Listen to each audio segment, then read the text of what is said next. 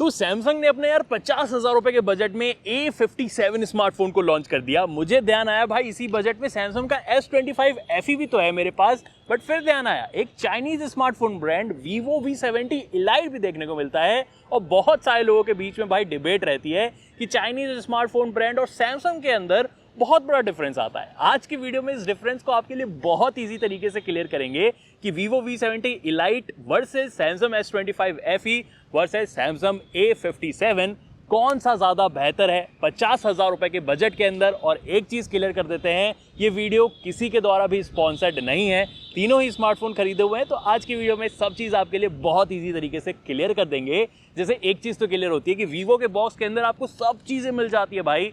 Samsung के दोनों ही device के अंदर आपको बॉक्स में सिर्फ एक केबल देखने को मिलेगी, तो अलग से पैसे चार्जर और कवर के लिए जरूर से लगा लेना। अब देखो सबसे इंपॉर्टेंट चीज की बात कर लेते हैं जो कि है डिस्प्ले। मतलब इसको आप लगातार बार बार देखने वाले हो ना। एक चीज तो मैं अच्छी कहूंगा कि A57 के अंदर बेजल्स देखो S25 FE के कंपैरिजन में थिनर करे गए हैं। ऑल्दो Vivo V70 Lite के सबसे ज्यादा थिनेस्ट मुझे लगे हैं।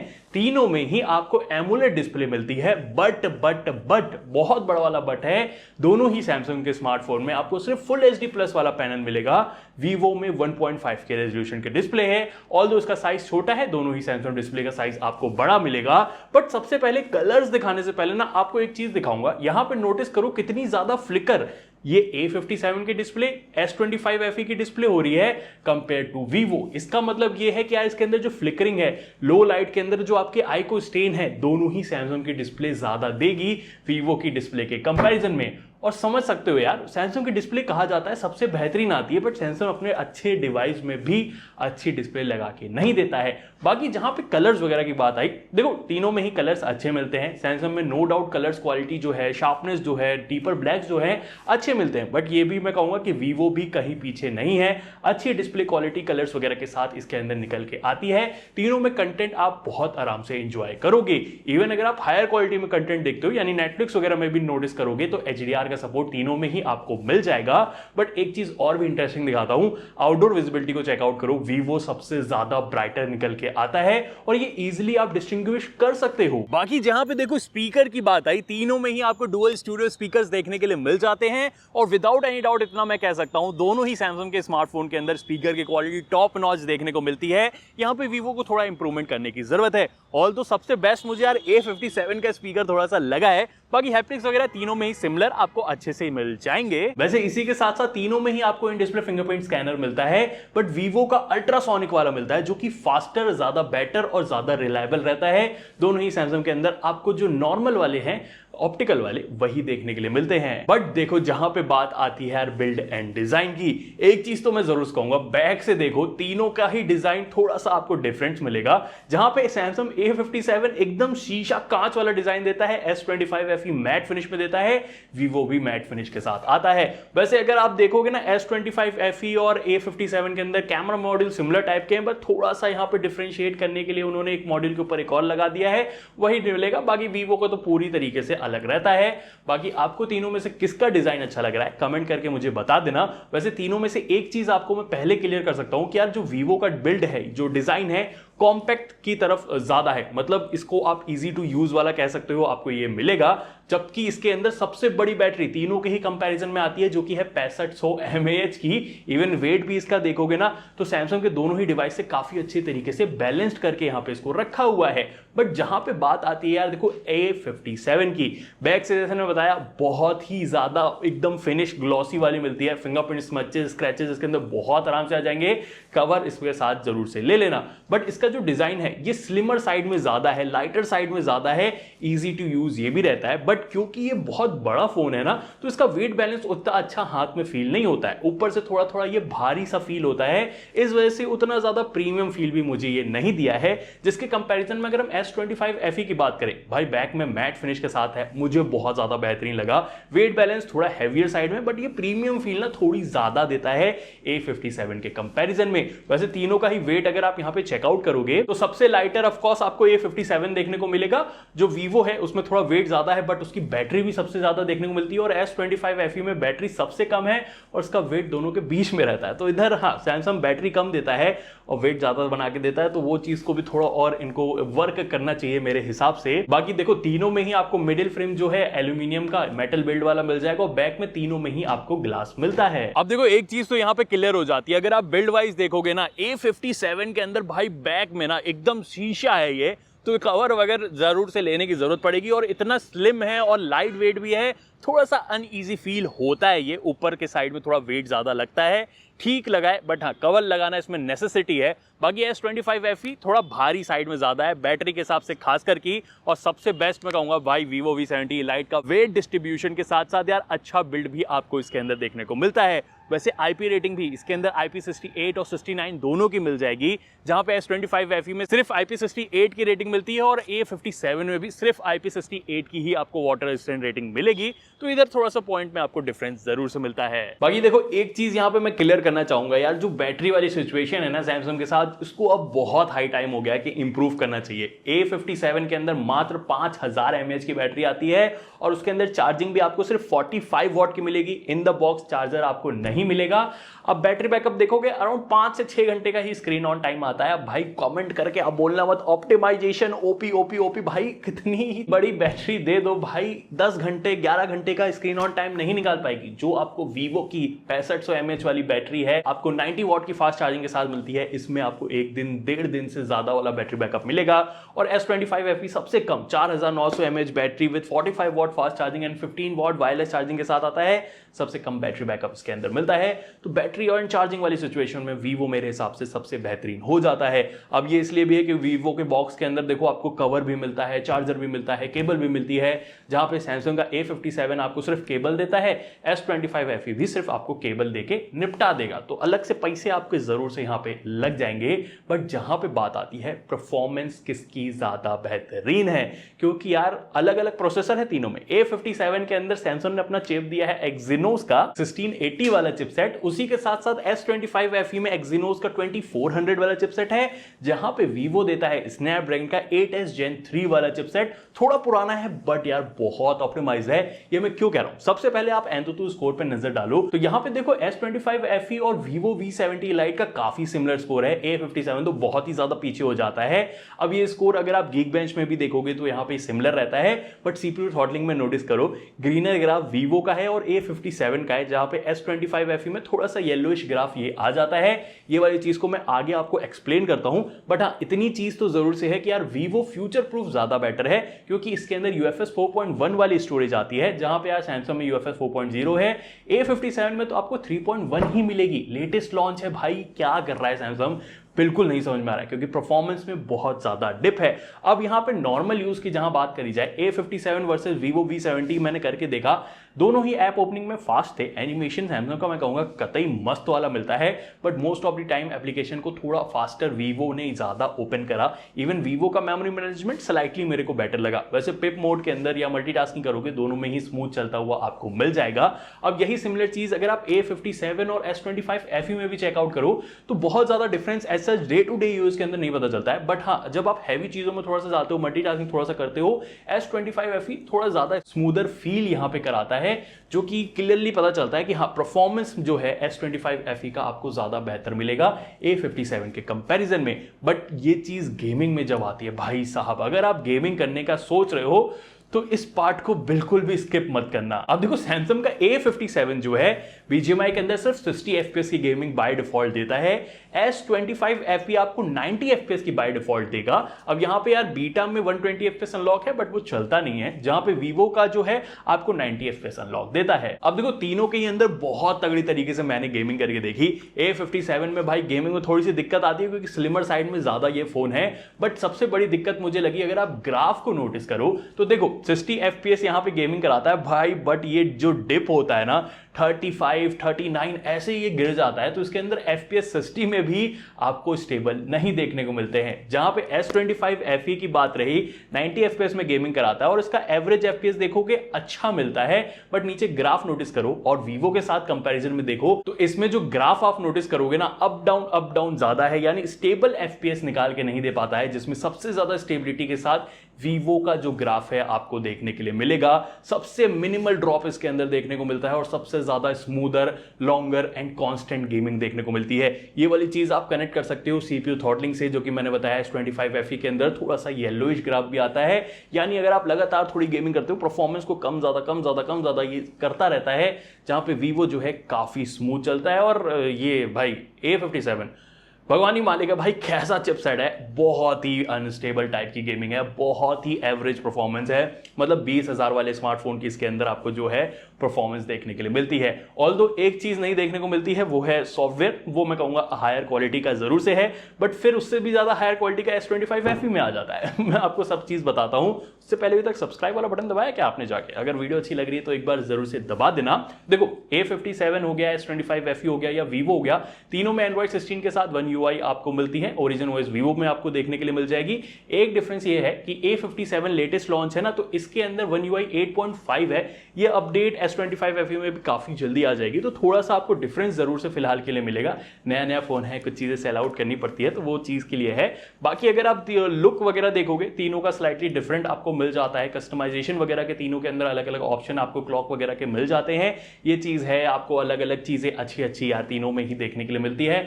ऐसा नहीं है कि तीनों में कोई चीज बुरी देखने के लिए मिल रही हो, बस ये है कि वन UI का मुकाबला ऐसा उतना कोई खास है नहीं ओरिजिन OS के साथ, तो उसको थोड़ा और इंप्रूवमेंट करने की जरूरत है। बट मुकाबला एक और जगह नहीं है, वो है सॉफ्टवेयर अपडेट। बट यहां पर भी देखोगे A57 के अंदर 6 जनरेशन का यहां पे OS अपडेट प्रॉमिस किया गया है। S25FE में 7 जनरेशन का आपको मिलता है, जहां पे यार वीवो तो सिर्फ 4 जनरेशन का आपको प्रॉमिस देता है, तो स्लाइटली यहां पे बिहाइंड जरूर से वीवो हो जाता है। अब देखो जहां पे AI फीचर्स की बात आती है, सबसे पैक्ड AI फीचर आपको S सीरीज के अंदर यानी S25FE में मिलेंगे, उससे थोड़े से कम आपको A57 के अंदर मिलेंगे। एंड वीवो के ओरिजिन OS में भी आपको थोड़े बहुत AI फीचर्स मिल जाते हैं। गैलरी वगैरह हो गया, आपको तीनों में ही मिल जाएगा। बहुत सारे AI फीचर्स का इंटीग्रेशन किया हुआ है। सबसे ज्यादा अगर आप देख रहे हो S25FE के अंदर जो है आपको मिलेंगे, A57 से भी ज्यादा मिलते हैं, और फ्यूचर में और भी ज्यादा ऐड जो है S सीरीज के अंदर ही होते हैं। तो software wise I will say S25FE better choice रहती है। वैसे प्रोटेक्शन के लिए आपको A57 के अंदर गोरिल्ला ग्लास विक्टस प्लस की प्रोटेक्शन मिलती है। S25FE में भी यही गोरिल्ला ग्लास विक्टस प्लस मिल जाएगा। वीवो में आपको शॉर्ट सेंसेशन ग्लास की प्रोटेक्शन मिलती है।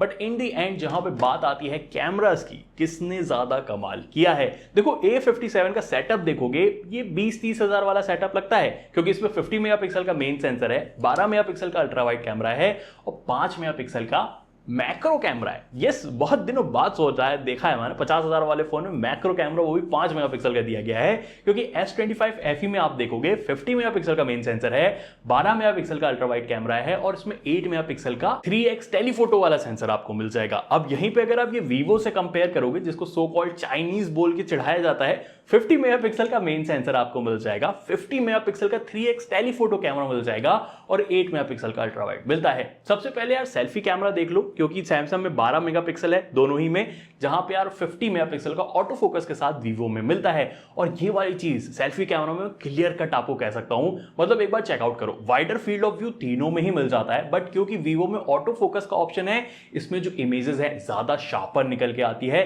ज्यादा बेटर इनहेंस क्वालिटी के साथ निकल के आती है। वैसे ट्यूनिंग में अगर आप देखोगे, जो सैमसंग के डिवाइस है थोड़ा natural close to real life की तरफ फोटोज वगैरह को रखते हैं, जहां पे वीवो जो है थोड़ा सा बूस्ट करता है, इंस्टाग्राम रेडी की साइड जाने की कोशिश करता है, जो कि personally I really like it. बाकी आपके हिसाब से किसकी ट्यूनिंग आपको ज्यादा अच्छी लग रही है वो आप देख लेना, क्योंकि लो लाइट वगैरह वाले भी शॉट देखोगे तो वीवो के अंदर selfie camera wise I will say बहुत ही अच्छा वर्क यहाँ पे करा हुआ है, थोड़ा सा वार्मर टोन में फोटोज वहां पे लेता है। बट जहां पे वीडियो रिकॉर्डिंग की बात आती है, सेल्फी कैमरा में A57 सिर्फ 4K 30 FPS तक वीडियो रिकॉर्ड कर सकता है, S25FE 4K 60 FPS तक एंड वीवो भी 4K 60 FPS तक वीडियो रिकॉर्डिंग कर सकता है। FPS तक ही आपको मिलेगा, वो भी 50,000 प्लस का स्मार्टफोन है। इसको देख के चला जाए तो काफी लो लगता है। बाकी जहां पे वीवो और सैमसंग का जो S25FE है 4K 60 FPS में काफी बेहतरीन रिकॉर्ड कर रहे हैं। वैसे ऑडियो क्वालिटी आप सुन सकते हो कि इसमें ज्यादा बेटर लग रही है।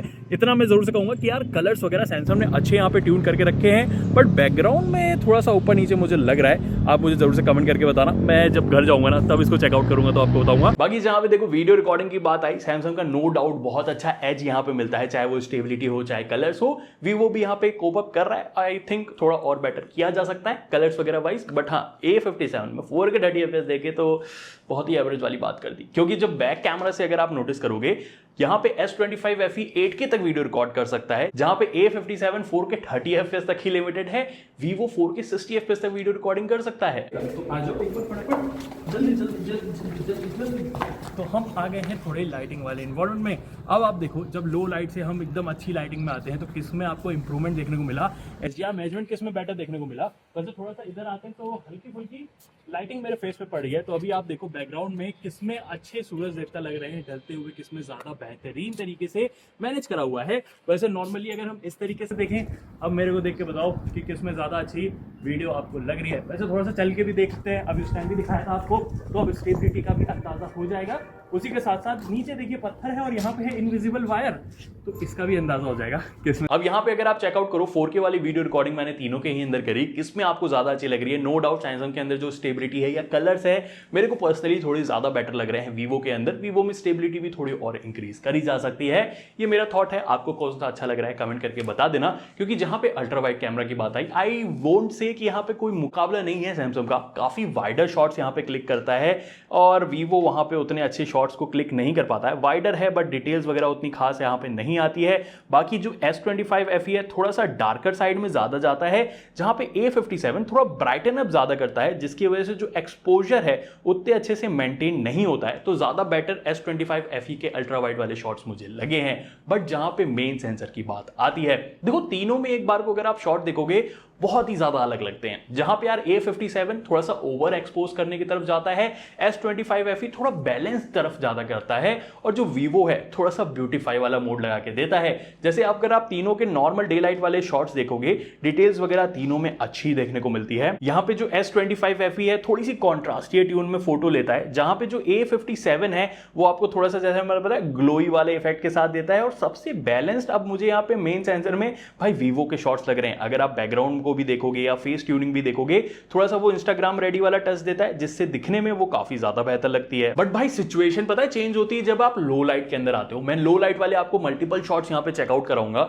आप नोटिस करो जो S25 FE है उसके अंदर आपको ग्रेन्स विजिबल होंगे, यानी लो लाइट के अंदर अच्छी डिटेल्स नहीं आती है। A57 उसके कंपैरिजन में थोड़ी बेटर डिटेल्स लेता है, जहां पे यार Vivo सबसे ज्यादा बेटर वर्क करता है डिटेल्स वगैरह वाइज। अच्छी खासी इसके अंदर डिटेल्स निकल के आती है। वैसे एक चीज तीनों के अंदर आपको डे लाइट जैसे मेंटेन होती हुई चलेगी कि S25 FE थोड़े से कॉन्ट्रास्टी शॉट्स लेता है, जहां पे यार A57 थोड़ा सा यार ओवर एक्सपोज करता है, और Vivo जो है मेरे हिसाब से लो लाइट के अंदर तीनों का बैलेंस बना के चलता है। वही थोड़ा सा ब्यूटीफाई वाले टच के साथ है, थोड़ा सा सैचुरेटेड वाली ट्यून आपको इसके अंदर देखने को मिलेगी, बट अच्छी डिटेल्स के साथ अगर आप देखोगे मेरे को Vivo के शॉट्स यहां पे काफी बेटर लगे हैं।